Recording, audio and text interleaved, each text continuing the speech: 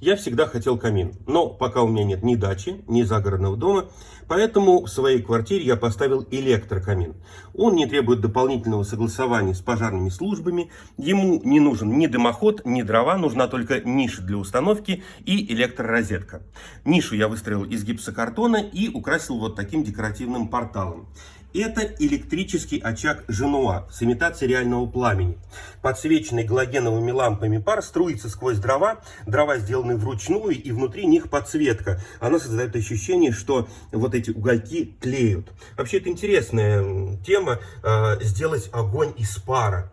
Эта технология называется Optimist, инновационная разработка компании Dimplex. Парогенератор работает, лампы подсвечивают пар, получается пламя. При этом воздух в помещении увлажняется, никаких продуктов горения и максимальная пожаробезопасность. Ну, кроме того, есть вот такой вот дистанционный пульт.